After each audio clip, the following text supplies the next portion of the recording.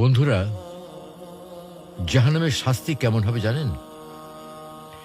জাহান্নাম এমন একটা ভয়াবহ স্থান যেখানে অতি তুচ্ছ শাস্তিও দুনিয়ার সবচেয়ে কঠিন কষ্টের চেয়েও ভয়ঙ্কর হবে। কোরআন ও হাদিসে জাহান্নামের শাস্তি সম্পর্কে বিস্তারিত বিবরণ এসেছে। প্রচণ্ড উত্তপ্ত আগুন। আল্লাহ বলেন, জাহান্নামের আগুন খুবই ভয়ঙ্কর, তা মানুষের চামড়া ঝলসে দেবে।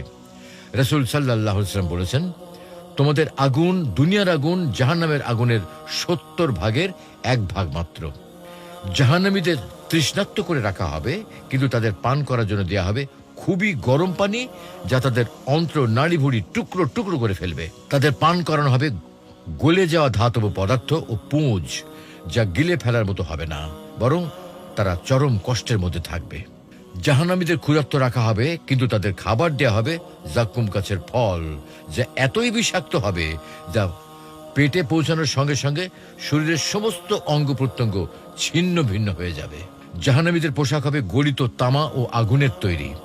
তাদের হাত পা লোহার শেকড়ে বেঁধে ফেলা হবে এবং আগুনের মধ্যে টেনে নিয়ে যাওয়া হবে।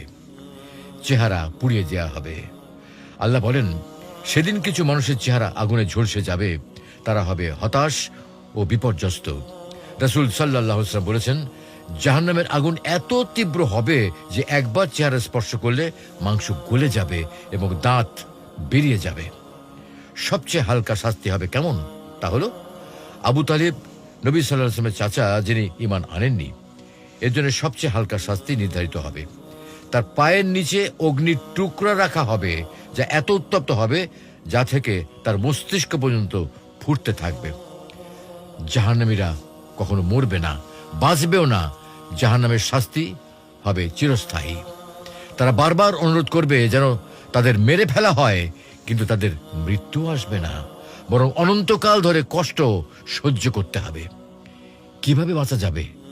তওবা ও ইস্তেগফার করা, নামাজ পড়া ও আল্লাহর আদেশ মেনে নেওয়া, অন্যায় ও পাপ কাজ থেকে বেঁচে থাকা, সত্য কথা বলা ও অন্যকে অন্যায় থেকে বিরত রাখা, এবং দুস্থদের সাহায্য করা ও দান সাদকা করা।